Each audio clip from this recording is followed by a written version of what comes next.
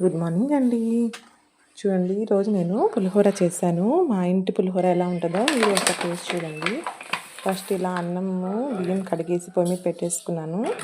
తర్వాత ఇలా కొంచెం ఒక గిన్నెలో రాక్ సాల్ట్ వేసుకొని దాంట్లో నిమ్మకాయలు పిండుకుంటున్నానండి.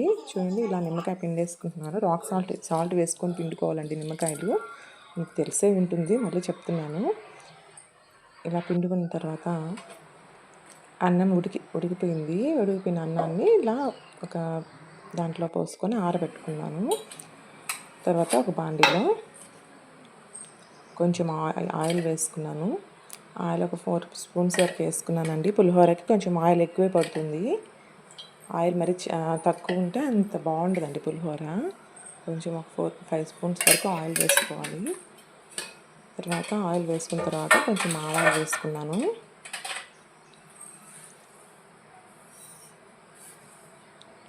ఒక 2 స్పూన్స్ వరకు ఆవాలు వేసుకున్నానండి. తర్వాత ఆవాలు కొంచెం వేగిన తర్వాత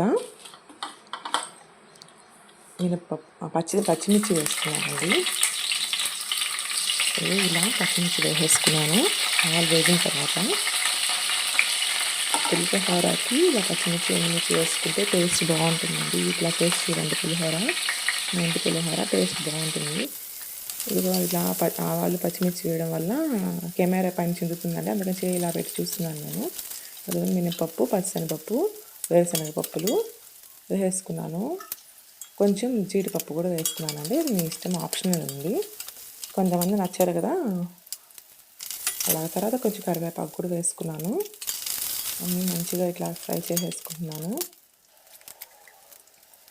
తర్వాత దాంట్లో సరిపడే పసుపు వేసుకోవాలండి. కొంచెం పసుపు దీనికి 1 స్పూన్ వరకు వేసుకుంటే బాగుంటుంది పులిహోర కాబట్టి. తర్వాత నిమ్మకాయ రసం పిండుకున్నాను కదా, ఇలాంటి గరిటె తీసుకొని వేసుకుంటే మన విత్తనాలు ఏమైనా గరిటెలో వచ్చేస్తాయి. ఇలా వేసేసుకుంటున్నాను చూడండి. విత్తనాలు ఉంటే అట్లా గరిటెలో పడిపోతాయి కాబట్టి అలా వేసుకున్నాను. తర్వాత లాస్ట్లో ఇంగువ వేసుకుంటే ఫ్లేవర్ బాగుంటుందని ఫస్టే వేసేయకూడదు.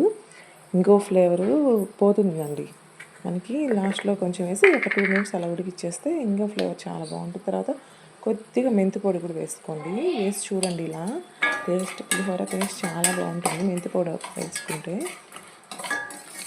ఒకసారి ఇలా వేసి ట్రై చేయండి. మెంతి పౌడర్, ఇంగువ వేసి టేస్ట్ మాత్రం ఎక్సలెంట్గా ఉంటుందండి.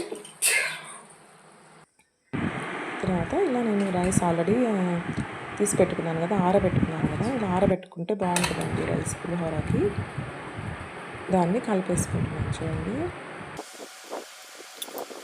మా ఇంటి పులిహోర మీరు ఒకసారి ట్రై చేయండి, టేస్ట్ చాలా బాగుంటుంది.